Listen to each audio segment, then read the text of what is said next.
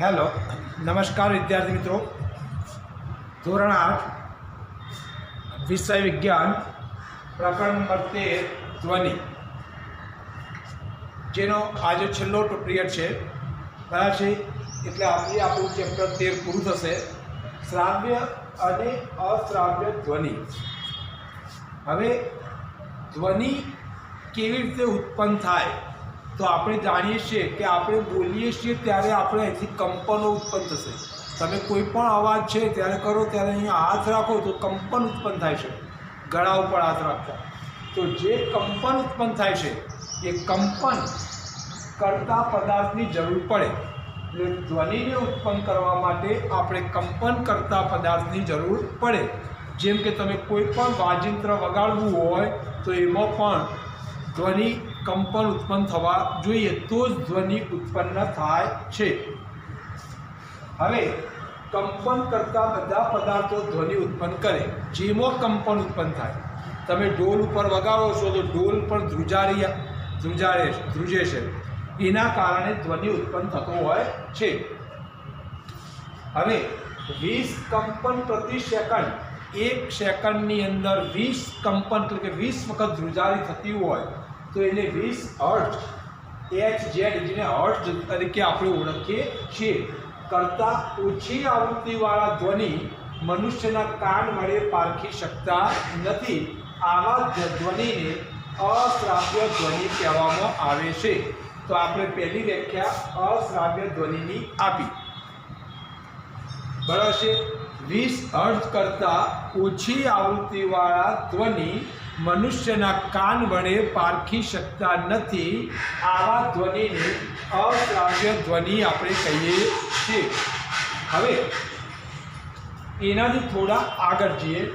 20,000 કંપન પ્રતિ સેકન્ડ એટલે 20 કે હર્ટ્ઝ કરતાં વધારે આવૃત્તિવાળા ધ્વનિ મનુષ્યના કાન માટે અશ્રાવ્ય છે.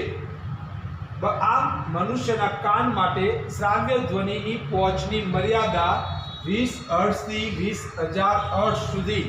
20 હર્ટ્ઝ કરતાં ઓછી આવૃત્તિવાળો ધ્વનિ આપણે કાન સાંભળી શકતા નથી, અને 20,000 હર્ટ્ઝ કરતાં વધારે આવૃત્તિવાળો ધ્વનિ એ આપણને ઘોંઘાટ સ્વરૂપે લાગતો હોય છે.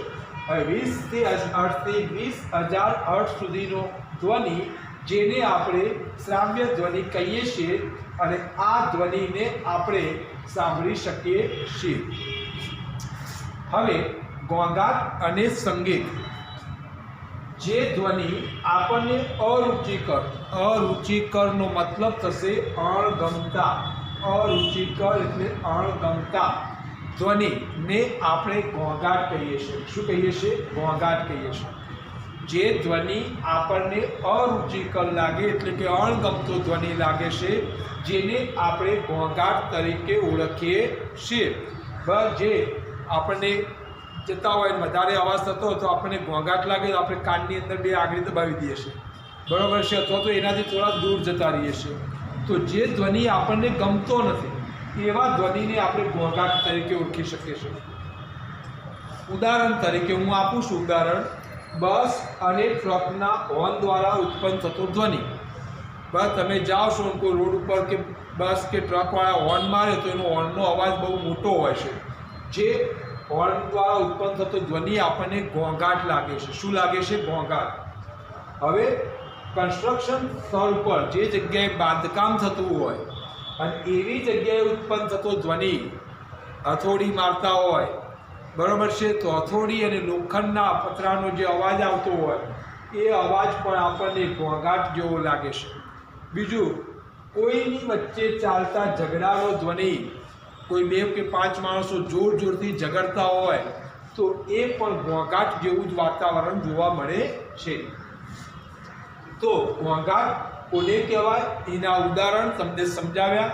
હવે જે ધ્વનિ કાનને ખુશી આપે અને જે ધ્વનિ કર્ણપ્રિય હોય, આપણને સાંભળવો ગમતો હોય, તો એવા ધ્વનિને આપણે સંગીત તરીકે ઓળખીએ છીએ.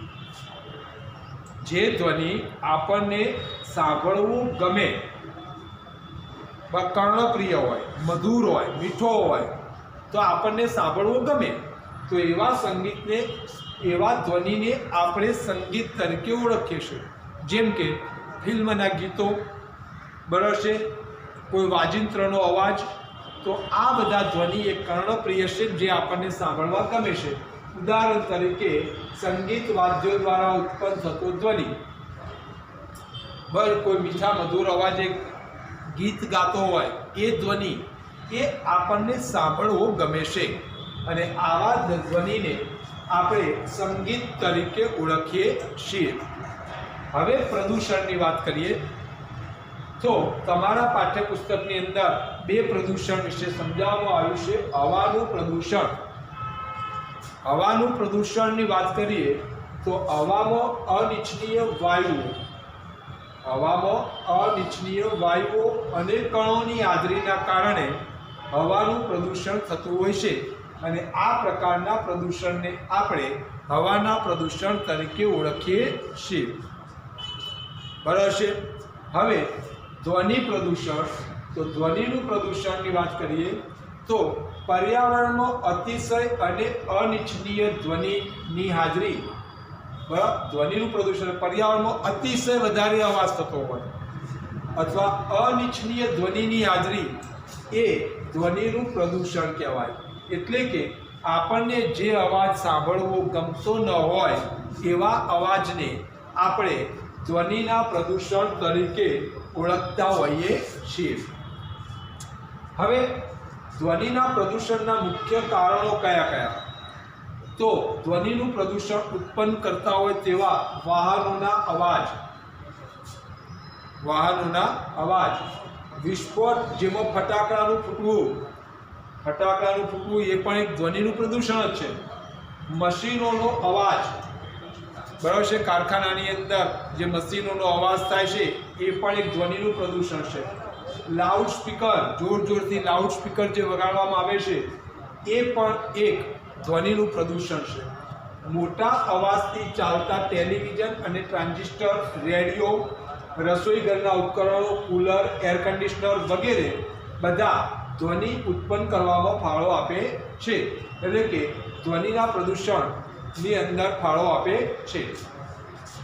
બસ, તો ધ્વનિ પ્રદૂષણ કોને કહેવાય અને ધ્વનિ પ્રદૂષણ ફેલાવતા ઉપકરણો કયા કયા છે? તો એ બધા જ ઉપકરણો મેં અહીંયા લખેલા છે. હવે તમને એમ થાય કે સાહેબ ધ્વનિ પ્રદૂષણથી શું નુકસાન છે આપણને? ધ્વનિ પ્રદૂષણની સ્વાસ્થ્ય ઉપર, એટલે કે શરીર ઉપર ઘણી મોટી અસર થાય છે. તમે જોજો, ઘણા મોટા ભાગના લોકો શાંતિપ્રિય વાતાવરણમાં રહેવાનું પસંદ કરતા હોય છે, કુદરતી વાતાવરણમાં રહેવાનું પસંદ કરતા હોય છે, અને એ લોકોનું આયુષ્ય જે ઘોંઘાટિયા વાતાવરણમાં રહેતા લોકોના આયુષ્ય કરતાં વધારે જોવા મળે છે. જેમ કે ગામડાની અંદર રહેતા લોકોના આયુષ્ય એ સિટીમાં રહેતા લોકોના આયુષ્ય કરતાં વધારે છે. કેમ? કારણ કે ત્યાં કોઈ ઘોંઘાટનું પ્રદૂષણ નથી, કોઈ હવાનું પ્રદૂષણ નથી, બરાબર છે, સ્વચ્છ અને કુદરતી વાતાવરણ તો મળી આવે છે, શુદ્ધ હવા પણ મળી આવે છે. હવે ધ્વનિ પ્રદૂષણની સ્વાસ્થ્ય ઉપર શું અસર થાય? તો ધ્વનિ પ્રદૂષણના કારણે, બરાબર છે, સ્વાસ્થ્ય ઉપર અસર થાય છે. અનિદ્રા એટલે તમને ઊંઘ પૂરતી આવતી નથી. હાઇપરટેન્શન એટલે હાઈ બ્લડ પ્રેશર, સ્ટ્રોક જેવી સ્વાસ્થ્ય સંબંધી ખામીઓ એ ધ્વનિ પ્રદૂષણથી જોવા મળે છે. બરાબર છે.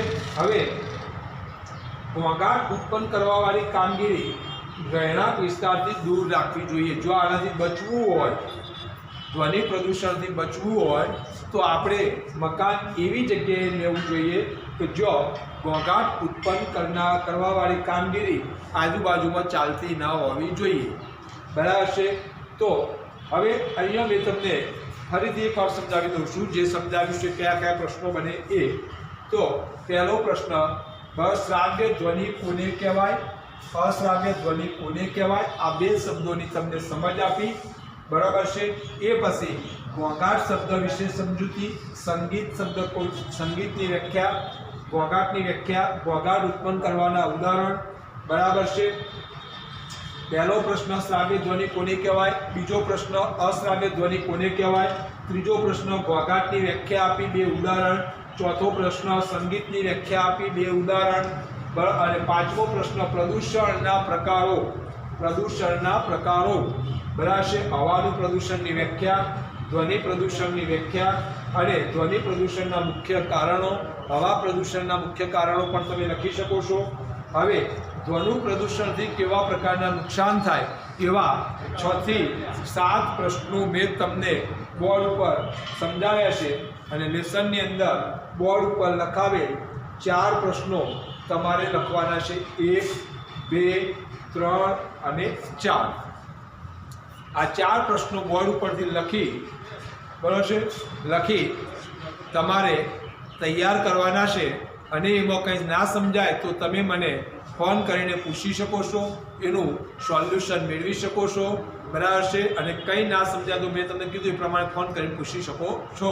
અહીંયા આપણે ચેપ્ટર નંબર 13 ધ્વનિ પૂર્ણ કરીએ છીએ. જય હિન્દ, અસ્તુ.